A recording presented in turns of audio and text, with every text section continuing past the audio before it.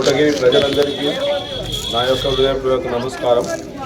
నేను కోటగిరి సర్పంచ్గా పోటీ చేస్తున్నాను. నా గుర్తు బాలు గుర్తు. ప్రజలందరూ భారీ మెజార్టీతో నాకు గెలిపిస్తారని ఆశిస్తున్నాను. నేను మీరు ఆశించినట్టే కోటగిరిలో ఏవైతే సమస్యలు ఉన్నాయో నేను ప్రతి ఇంటికి తిరిగిన కోటగిరిలో ప్రతి ఇంట్లో ప్రతి గల్లీలో ఎటువంటి సమస్యలు ఉన్నాయో నాకు తెలుసు.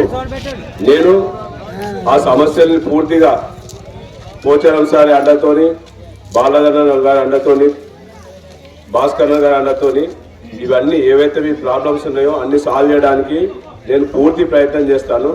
ప్రతి 24 గంటలు పబ్లిక్ కోసం నేను సేవ చేయడానికి రెడీ ఉన్నా. మీరందరూ నాకు భారీ మెజారిటీతో గెలిపిస్తారని ఆశిస్తున్నాను. కోటగిరి గ్రామ సర్పంచ్ అభ్యర్థి బర్ల మధుకర్ గారి ప్రచార కార్యక్రమానికి ప్రధానంగా గతంలో ఎన్నికలలో సర్పంచ్ ఎన్నికలలో బర్ల మధు గారు కేవలం తక్కువ ఓట్లతోటి ఓడిపోయిన పరిస్థితి ఉందా, కానీ అది నైతిక విజయమే. ఆ రోజు నుంచి ఓడిపోయిన వ్యక్తి ఇంట్లో కూర్చోకుండా మనోధైర్యంతో ప్రజలు వేసిన ఓట్లతోటి నేను ప్రజలలో ఉంటానని చెప్పి ఆ రోజు నుంచి ఈ రోజు వరకు 7 సంవత్సరాల కాలంలో కోటగిరి గ్రామంలో అనేక సామాజిక సేవా కార్యక్రమంలో ముందున్న వ్యక్తి, ప్రజలలో ఉన్న వ్యక్తి అని చెప్పేసి ఈ సందర్భంగా ఘంట పదం తెలియజేస్తా ఉన్నాం. అదే కాకుండా ఈరోజు మేము ఉదయం 7:30 నుంచి ఇప్పటి వరకు అనేక గల్లీలలో వీధులలో ప్రచారం చేస్తూ ఉంటే 7 సంవత్సరాలుగా ఈ కోటగిరికి సంబంధించినటువంటి అనేక పదవులు, మార్కెట్ కమిటీ చైర్మన్ లాంటి పదవి కావచ్చు, ఇంకో పదవి కావచ్చు, ఈ పదవి ఇస్తానా లేదు. నేను కోటగిరి గ్రామ ప్రజలకు సర్పంచ్ గా ఎన్నికై ప్రజాసేవ చేస్తానని చెప్పేసి ఒక ప్రతిభూని 7 సంవత్సరాలుగా సేవ చేస్తున్నటువంటి మధుకర్ గారికి ఫుట్బాల్ గుర్తుకు రేపు 11వ తారీఖు జరిగేటటువంటి ఎన్నికల్లో భారీ మెజార్టీతో గెలిపించాలని చెప్పేసి మరోసారి మీ అందరికీ పేరు పేరున విప్లవాదాలు చేస్తూ నేను సెలవుకుంటా ఉన్నాను.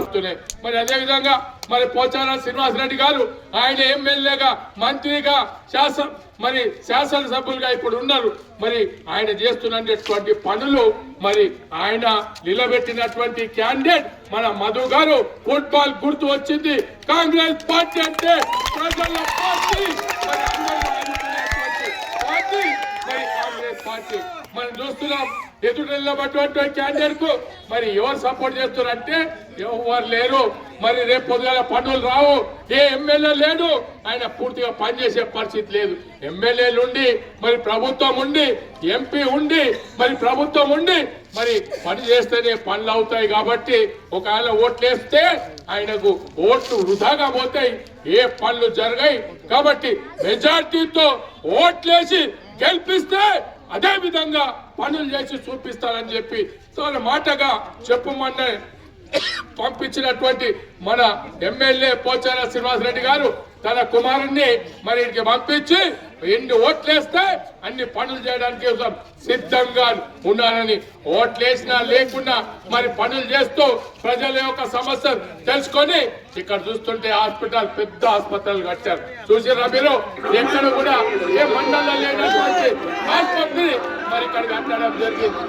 మరి ఈరోజు గ్రామ సర్పంచ్, మీ గ్రామ సేవకుడిగా బర్ల మధుకర్ గారిని మీకు కాంగ్రెస్ పార్టీ సర్పంచ్ అభ్యర్థిగా నిలబెట్టడం జరిగింది. మరి బర్ల మధు గారికి మళ్ళీ అవకాశం వచ్చింది కాబట్టి వారికి కూడా మీరు గెలిపిస్తే మీ గ్రామంలో ఉన్న సమస్యలన్నీ పోచారం శ్రీనివాసరెడ్డి గారి నాయకత్వంలో అభివృద్ధి పనులు చేపట్టడం జరుగుతుందని చెప్పేసి సందర్భంగా తెలియజేస్తున్నాం.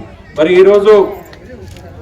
ఈరోజు సర్పంచ్ అభ్యర్థిగా బర్ల మధు గారికి మరొకసారి అవకాశం వచ్చింది కాబట్టి మీ అందరూ మంచి హృదయంతో మన అభ్యర్థి అయిన పోచారం శ్రీనివాసరెడ్డి గారి నాయకత్వంలో ఆయన అభ్యర్థి ఉన్నారు కాబట్టి మరి వారిని భారీ మెజార్టీతోని, మంచి మెజార్టీతో గెలిపిస్తే మరి మీ గ్రామానికి ఇంకా సమస్యలు కూడా తీర్చగలుగుతాడని చెప్పేసి ఈ సందర్భంగా తెలియజేస్తూ, మరి వారికి వచ్చిన గుర్తు బాలు గుర్తు కాబట్టి మరి 11వ తారీఖు రోజు ఆ రోజు 7 గంటలకి పోలింగ్ మొదలవుతుంది, 1 గంట వరకు పోలింగ్ ఉంటుంది. కాబట్టి దయచేసి ప్రతి ఒక్కరు గ్రామంలో ఉన్న ప్రతి ఒక్కరు, మా అక్కలు కానీ, చెల్లెలు కానీ, మా అన్నలు కానీ, తమ్ముళ్ళు కానీ, పెద్ద మనుషులు కానీ, ప్రతి ఒక్కరు 11వ తారీఖు రోజు 7 గంటల నుంచి మొదలవుతుంది పోలింగు, 1 గంటకి క్లోజ్ అవుతుంది. కాబట్టి అంతలోపు అందరూ ప్రతి ఒక్కరూ ఓటు నమోదు చేసుకోవాలా అని చెప్పేసి ఈ సందర్భంగా తెలియజేస్తూ, మరి మన మధు గారిది బాలు గుర్తు కాబట్టి ఆయనను ఒక్కరిని గెలిపించడంతో పాటు వారి ప్యానెల్, మధు గారి ప్యానెల్ ఎవరైతే ఉన్నారో ప్రతి ఒక్క వార్డ్ మెంబర్స్ ని గెలిపించాలని చెప్పేసి, బాలు గుర్తుకి ఓటేసి మధు గారిని గెలిపించాలని చెప్పేసి మీ అందరికి విజ్ఞప్తి చేస్తూ